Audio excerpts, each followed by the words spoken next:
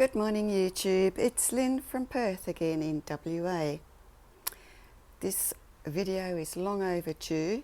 I don't have a great deal to show you, but I've got a couple of things flowering now and you can have a look at those. So I should have done this last week because it's starting to get a little bit brown now on some of the flowers.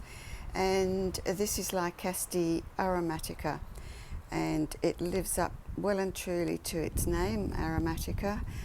It reminds me of sort of walking into a spice shop or a chemist shop. It's not the most pleasant perfume, but yes, very aromatic.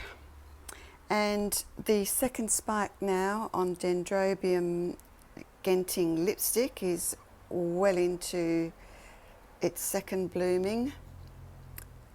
Absolutely beautiful flower this, absolutely gorgeous. I love it to bits. The Oncidium Singapore Delight is on its last legs with this spike.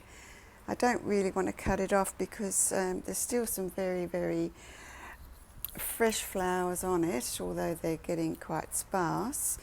But the second spike, and we'll go down from the bottom and take you up, is really elongating now. And I'm trying to keep it straight by just keeping it pinned to the stake. So I guess, well actually look, it's they're getting more close together now, those clusters, so it shouldn't be much longer for the second spike, and then I can cut the first one off. What else have I got to show you? So much new growth on my guatemalensis. I have cut this in the middle. You can see that little blue bread tie that I've got there. I've actually cut this plant there.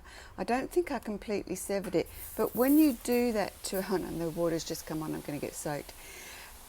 When you do that to a plant and you cut the rhizome, it starts to shoot elsewhere, and the place where it would have shooted from that cut is right in the centre. Just there you can see that little shoot. So that was a good one, and maybe this one too, just here a bit further back. So it's starting to shoot from the middle of the plant, which is what I want. Otherwise I get all these distal new growths, which are lovely, but it means they're going to hang over the pot and then I'll have to repot it. I don't want to disturb that orchid unless I absolutely have to.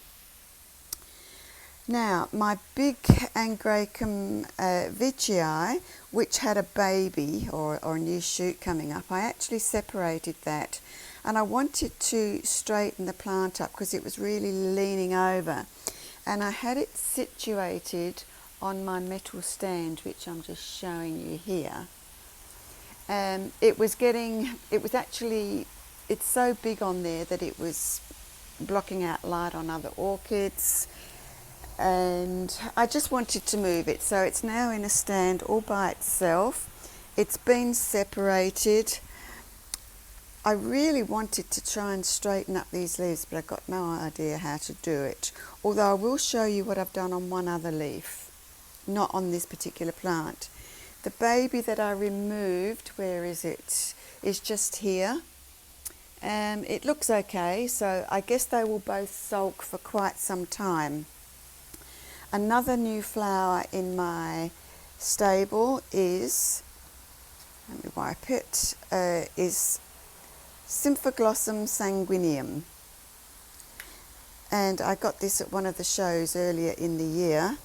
It's a very tiny flower, and I'm going to have to try and just get in as close as possible because it is tiny.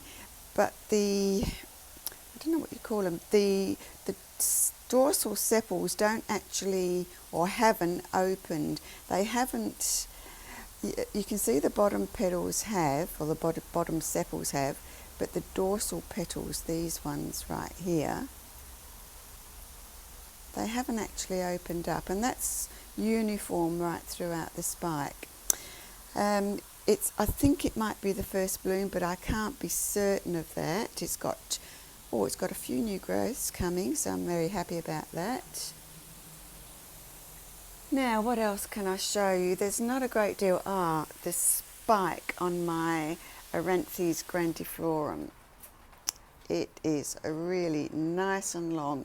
It's sort of 1.5 times the length of my hand now. So hopefully we'll be getting some blooms on that in the not too distant future, and you can see it again. I acquired another Stanhope, and this is, oh, I've got to work because I haven't got a label in this. Oh, just give me a minute for my brain to get itself together. Oh, I tell you what has been happening. I'm just going to wipe the screen because it's soaking wet. Right, now I can see. Up here is my Stephanotis, and when I come out here in the morning, the perfume is just amazing. I don't know if you can actually see the blooms up there. There's lots and lots of clusters, and I'm training this to go all the way around my patio out here. So the amount of growth that you're looking at now is probably less, is less than 2 years. So I reckon in another 2 years I will have it all over the top of this pergola.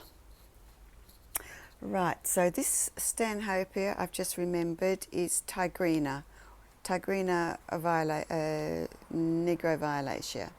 So I'm hoping for big things. This, I think, was repotted early in the year, so I'm hoping it will bloom. We'll have to wait and see. Usually out in this area, my Stanhopeas bloom around end of January, so I've still got almost 2 months to get a result on this plant. I'm just going to have a feel underneath.